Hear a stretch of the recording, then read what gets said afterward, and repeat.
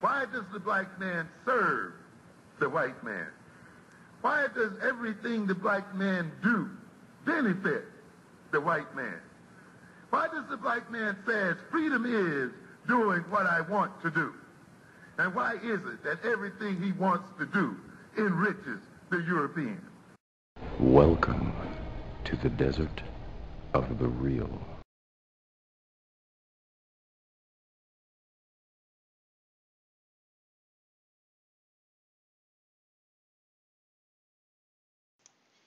Peace, fam. This your brother, Mr. Holipsism. This video is going to kind of be off the beaten path, not something I normally talk about on the channel. But in case you've been living under a rock,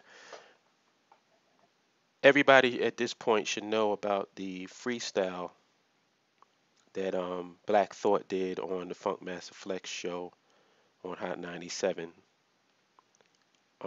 This was toward the end of the year. And to me, it was the highlight of the year and the greatest contribution to the culture of 2017. And I want to thank Black Thought for delivering that.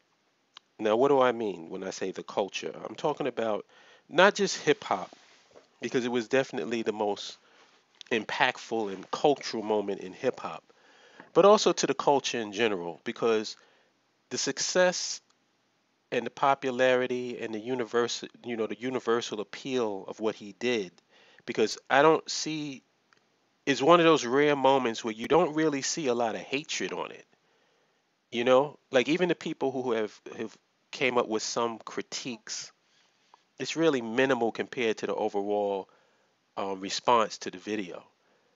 And I just wanted to give my thoughts on it. I don't want to play it, I'll put a link in the description so you guys who haven't heard it can hear it.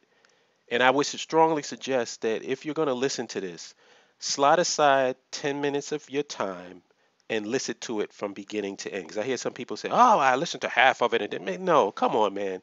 This is too important and too much work and too much of a moment for you to give it half-ass attention. Slide aside 10 minutes in your life and sit down and listen to this masterpiece.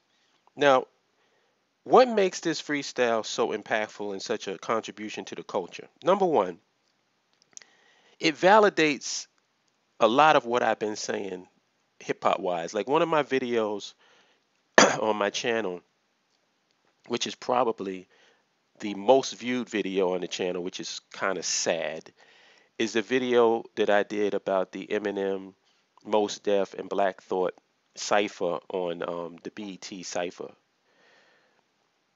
And I got a lot of slack for that because I was critiquing Eminem.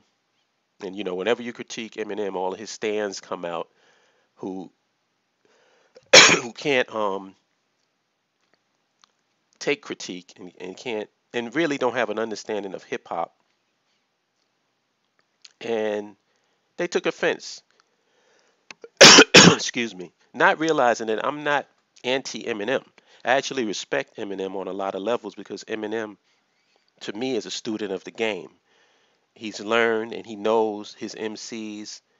He's studied from these guys. He has more of a more wealth of understanding of MCing and hip hop than a lot of black so-called artists. I mean, who you think knows more about hip hop? Eminem or Future? Eminem or Lil Pump? So come on. I respect Eminem, but like I said, I was just pointing out because I've been in this for a while and I've heard MCs since the beginning. Since we went from the swing style of hip hop and MCing with Grandmaster Flash, Melly Mel, and Kumo D and the rest of those cats, till we went into like MCing in hip hop is really Rakim is like Jesus. So it was before Rakim and after Rakim. Is BR and AR. That's the periods. Because he came and changed the whole paradigm, and we've been working off that paradigm ever since. Because when he came, that ended officially the swing era of hip hop. Even though he was swinging, when in his first songs, it was a new style, it was a new paradigm, and he just came and completely changed it, and we've been building off of that ever since. He changed it's like the MC really became the focal point. Before, the DJ was the focal point. If you notice, it was always the DJ's name first before the MC with all of these groups. Eric B. and Rakim, Jazzy Jeff and the Fresh Prince. You know what I'm saying? So he was the one who changed the paradigm. And the reason why I'm mentioning this is hip hop and lyricism has been lost um, in the modern translation of what hip hop is, or what rap is today. There's still some people that's keeping strong to that, and there's some people that's showing talent and skill. But I think that we mostly forgot that lyricism is an art. And what made this freestyle so dope and so impactful is that, and the reason why I mentioned the whole BT cipher and the stuff that I was critiquing in that, I think that forget the average person. Forget the average hip hop fan. I'm going to talk about the technical, the people that's really into lyricism. I think that it kind of gave them a wake up call on what this whole thing is all about. Because we get caught up in the technical aspects of lyricism and not being able to differentiate the difference between that and a guy who could just rhyme his ass off.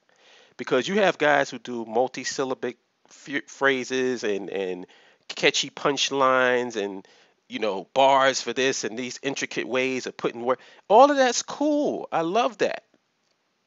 But can you rock a mic? What Black Thought showed you is you take your top technical, dude, all of these guys with the punchlines, you put on a beat, give him a microphone, and Black Thought will out rhyme him. By the 3-minute mark, he'll be out of breath and off the stage. This guy is not only technical in terms of the technical aspects of lyricism, but he's also technical in the technical aspects of performance. What he showed you in this freestyle is that you can't do what he does. That freestyle was a perfect storm of lyricism, breath control, performance, and experience. What you saw was a culmination of about 25 to 30 years of rhyming, all compressed into a 10-minute masterpiece that you can't do. And if you can tell me another MC out there that can do what he did, because first of all, his breath control itself is one of a kind. I don't know anybody with the breath control that Black Thought has. And it wasn't like just superfluous bullshit. You got to go and listen to, if you listen to this freestyle just one time, you're never going to be able to appreciate it. There's a guy on YouTube who actually printed out the lyrics. I'm going to try to put that in the link too. The amount of stuff that he said, the cadences that he used, the ways he switched up his flow, the punchlines, it's just like you put it all together and you put together the performance aspect of it. Who's going to outdo this? Who? And this is what to me hip hop is all about. When I used to listen to Big Daddy Kane and Rakim and Kool G Rap and all of these cats, these guys were so good. When you listen to them, the main takeaway from listening to him was, damn, I can't do that. This guy is like, it's like when you see Michael Jordan play. You love it and you appreciate it and you see how effortless he is with it, but you don't go, yeah, let me go get a basketball and I can do that. You're like in awe of these. When you're in front of an artist who's mastered their craft, you're in awe of it. And there's nothing in that you see makes you go, damn, let me go and pick up a pen and try to write with this dude. You go like, nah, I can't do that shit.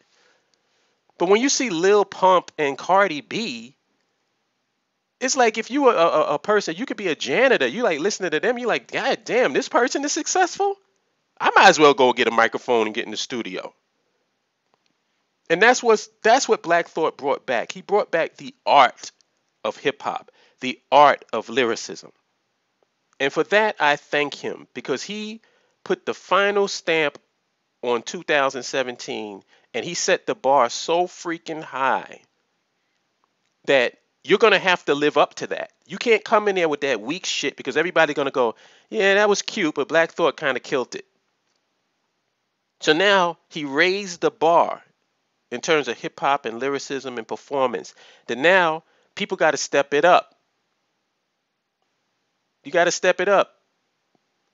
This old, my lean costs more than your rent. Your mama still live in a tent. Gucci gang, Gucci gang, Gucci gang, Gucci gang. That shit's got to stop. You got to stop that lazy bullshit and step up your game. So for that, Black Thought, to me, he contributed to the culture, contributed to hip hop, contributed to the culture overall because it lets you know that when you practice and master your craft, when it's time to show off, you blow everybody out of the box. And all that people can do is just sit back and acknowledge that what you did was undeniable. And just take it outside of hip hop and then just apply that to any aspect of your life. Don't allow people to stop you from doing what you have to do. Whatever you love doing, do it. Practice it. Keep at it. Hone it. Master your craft. Because when it's time for you to express yourself and when it's time for you to create that product or that content, your shit should be undeniable. Because you put in the work. And when people put in the work and they lay it down, the only thing people can do is acknowledge it. So let's get to the criticisms from other people. Some people said, well, it wasn't really a freestyle because it sounded like he was right. It was written. First of all, and this is why I say, learn about what this shit is all about before you start making comments. A freestyle does not mean off the top. Off the top and freestyle is not synonymous. A freestyle means a rhyme that was could be written or was written, but not for a song. A song is a concept.